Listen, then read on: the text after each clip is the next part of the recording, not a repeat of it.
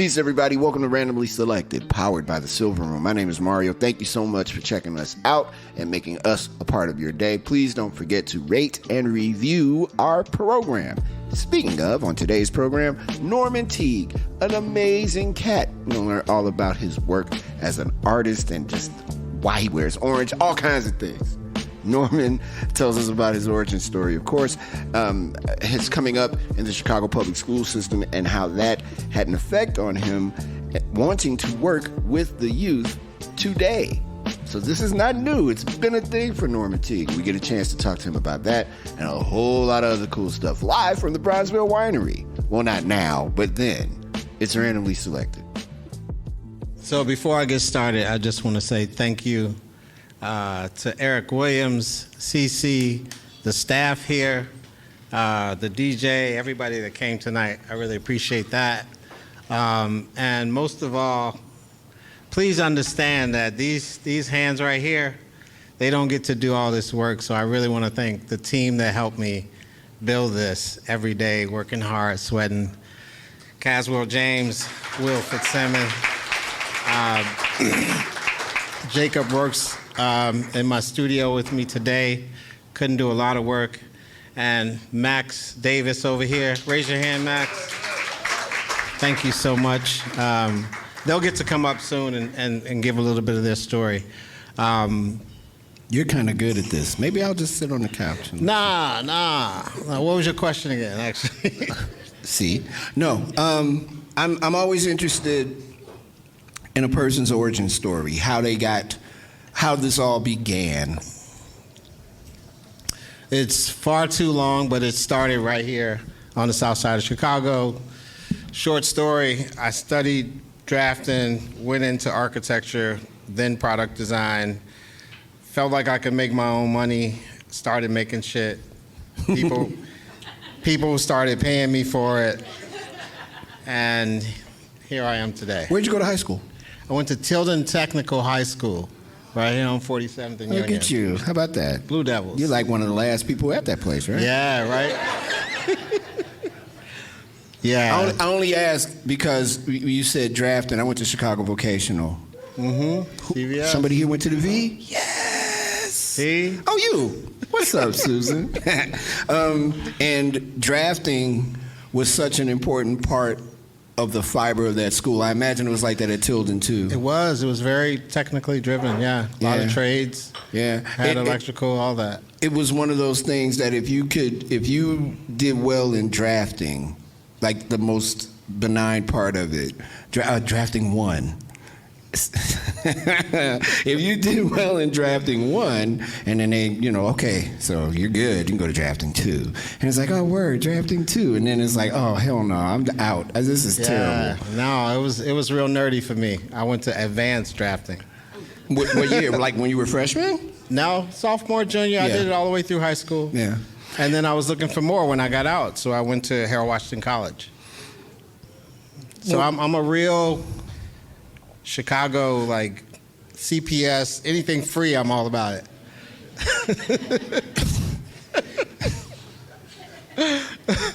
I know why that is more funny than y'all know why it's funny, but it's funny.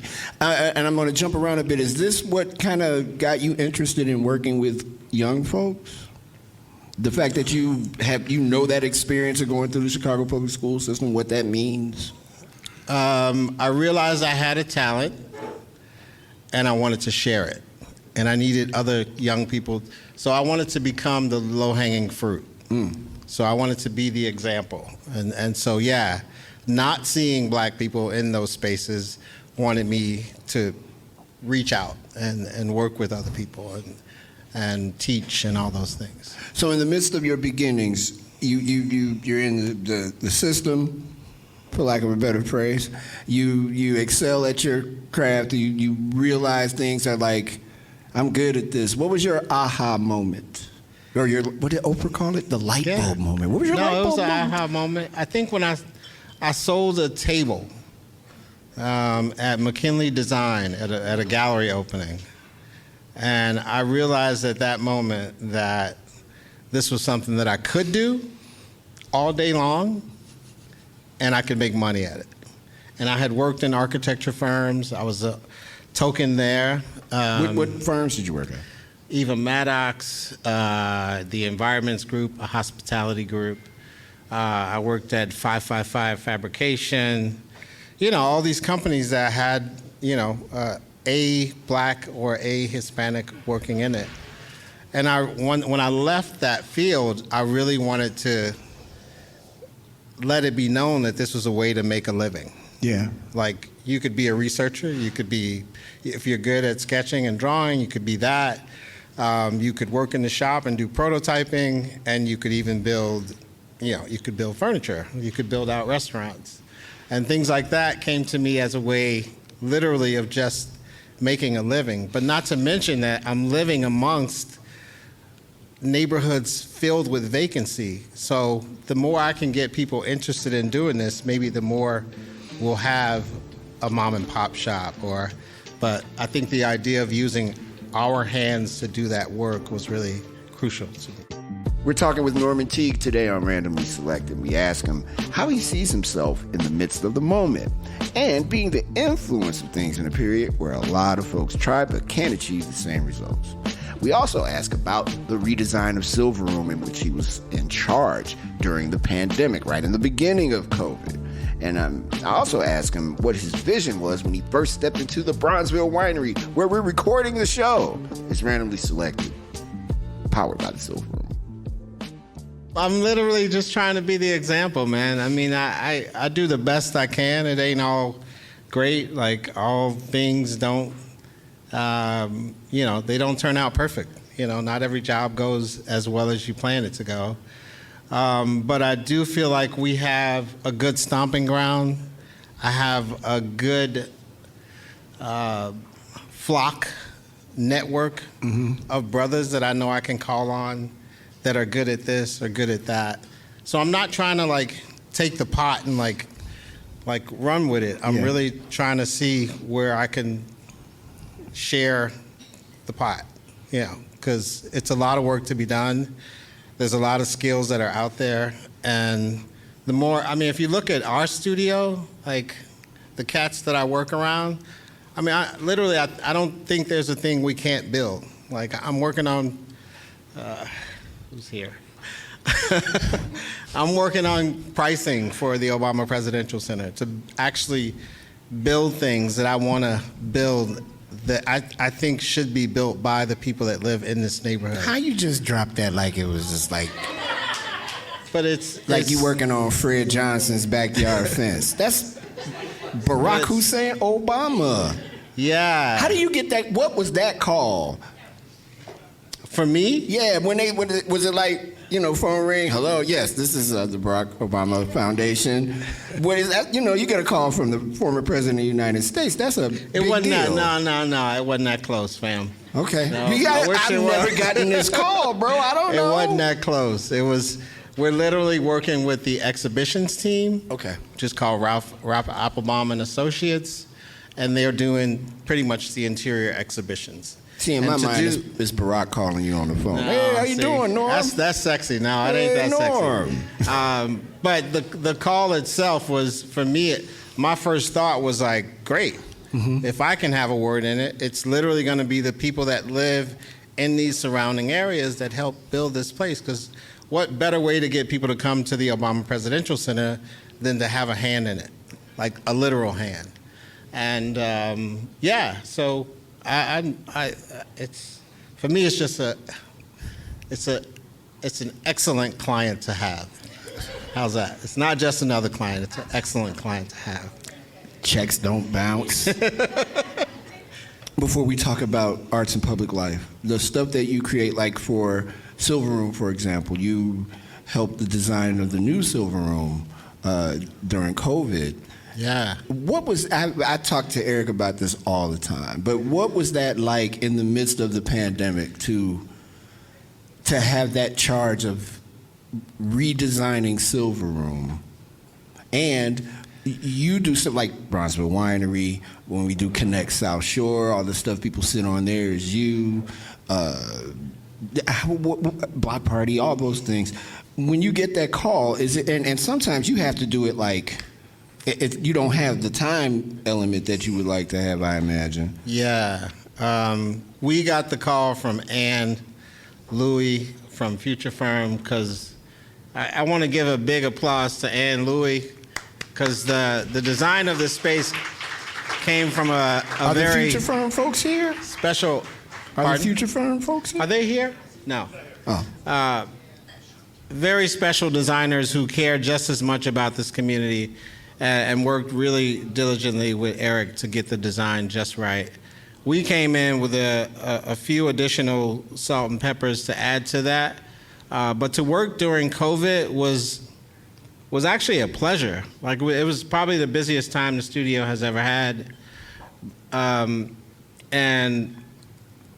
we didn't have any interruptions. Well, nobody outside, So it wasn't a whole lot of business going on, so we could actually focus on this project, and it probably took us 3 months, and working with Eric is always, it's usually kind of tough working with Eric. I don't know if anybody's worked with Eric because he's very opinionated. He's traveled all over the world. He's seen so many places, but he was really open to this one. I think he saw the light, and he saw that, well, ain't nobody coming in the store right now anyway, so what better time to do this? And so to clear out everything out of the store and like wipe a brand new canvas on it was really, really perfect. And then everything, of course, like after COVID was ended, it was like, this beautiful, bright, white, highly lit, new furniture. Like it was perfect. And, to have, I think I had 2 design assistants working with me, and that guy right there, Max Davis. Yeah. So everything you see in there was pretty much thought out, planned out, and majority of the cutting went through Max, who's a phenomenal digital fabricator, architect, genius of magnets. Y'all check him out. I don't know how many people have been in the Silverroom lately? Oh, come on now. Yeah, big ups Stop to by the Silverroom. Silverroom and see what No Norman doubt. did. It's No doubt. beautiful. I remember the day walking in there after it was done, when it was like kind of safe to go out. We were still wearing masks and still kind of doing like the Heisman move on everybody. Yeah. But when we walked in, me and a friend of mine, I was like, wow, this is a whole different situation. And I'm going to ask about Bronzeville Winery real quick. When Eric was like, look, this is what we're getting ready to do on Cottage. I need your help. What did you see when you walked in here for the first time? Well, so real quick before I go to that question, there was a moment that Max Davis, myself, Abire, and Daniel Overby shared. We were standing in a room, and we were just about done with the space, and everything was built. And we looked around because we were actually renting space from Julius Dorsey, another awesome furniture designer. And we were standing around and we said, this is a crazy moment because there's 4 black designers in one room responsible for all of this work. And it was something very rare to us because all of us have been there. We worked in the field where we were the token.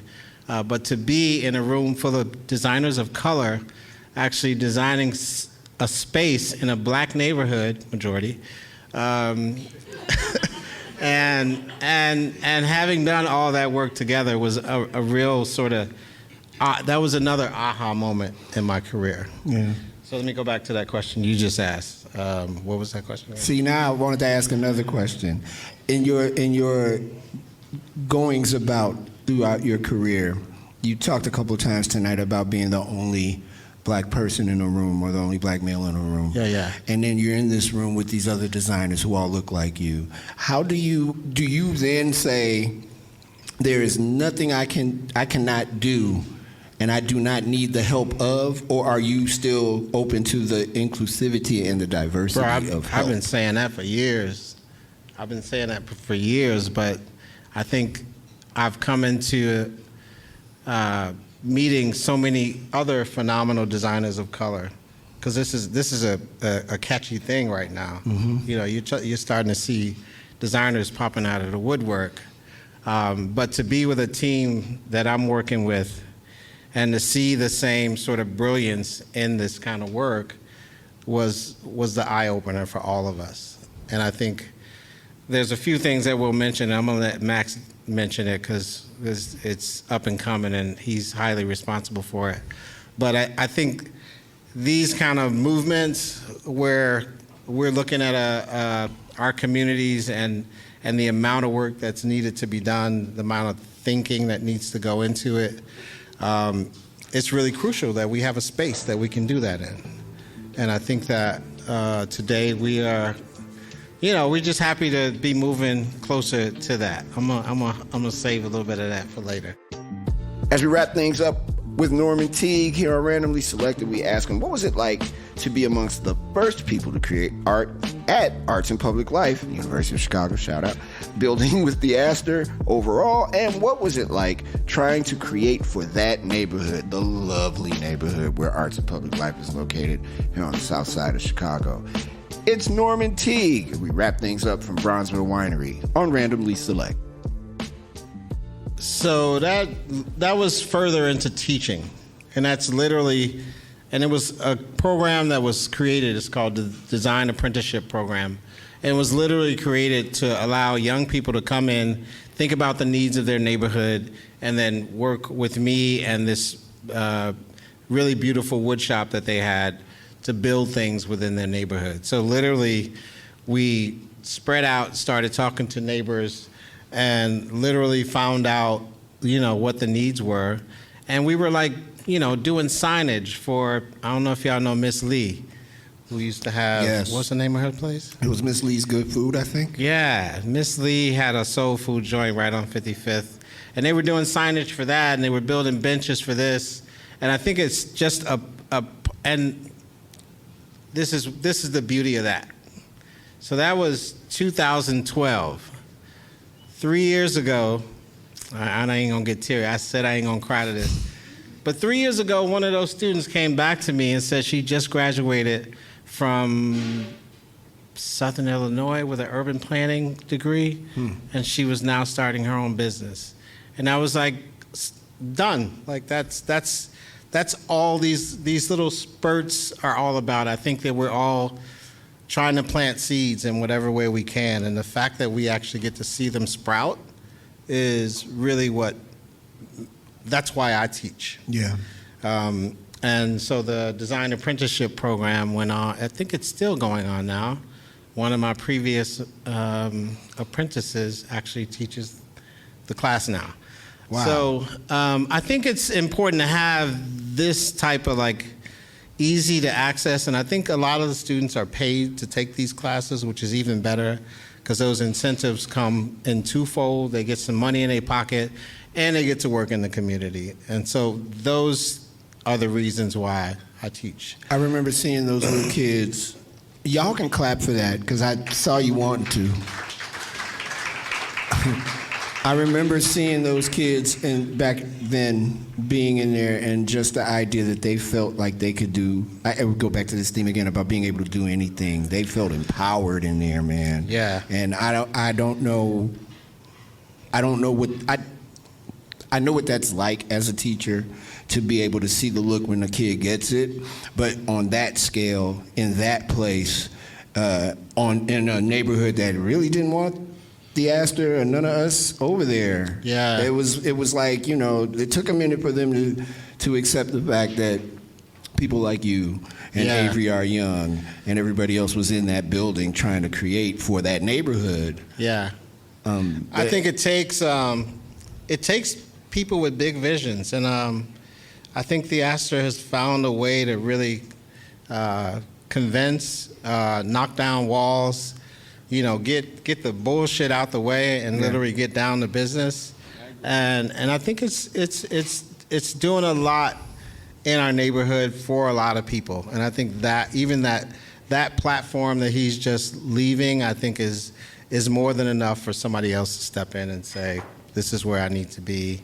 This helped me to get somewhere else, et cetera, et cetera. And before we go to our second tasting, Why the color orange? I've known you since, for a long time. And I have always known you to have on something orange. Orange glasses, orange hat, orange Yeah, I don't jacket. know. It's something, you know, I ain't going to say see, there you go. Besides That's the that, answer. I love that. But if you look up what like all these different colors mean, orange actually represents happy. And so when I realized that, and I had my hat, which I'm trying to give it up. My wife trying to get me to it's not give it up. But see there, I see yeah, it too. I'm digging my orange. I got on my orange shoes for you today. I was Yes, you do. Norm's gonna have on something orange. Represent. I could put money on that on FanDuel that you'll have on something orange. I learned about the color orange at Chicago Vocational High School, and that's how we will wrap up our first segment of this program. Really? Look at that. Right Yeah, I was in drama class, and they made us learn what all the colors meant and why McDonald's advertises with red and yellow, because those colors make people hungry. Yeah. Yeah. Burger King does all of them. Don't get me started. But that's not why you called. We're going to have our second tasting, and then we're going to invite Norman's team up. I just want to say this to you, adjacent of nothing. I love you very much. I've always thought that when I see you, I know that you're one of the smartest people I'm going to talk to that day. And the work that you've done with these young people in Chicago is phenomenal. Can we make some noise for my man, Norman Teague? Thank you, bro. We want to thank Norman Teague and his team, who happened to be at Bronzeville Winery the night that we recorded this program. So thank you to all the folks who are part of the Norman Teague dynasty. That has a good ring to it, the Norman Teague dynasty. On the next Randomly Selected, Jansen Bridge, an amazing photographer, man. You're going to have a good time with this show. Thanks so much for listening. On behalf of everyone at the Silverroom, peace.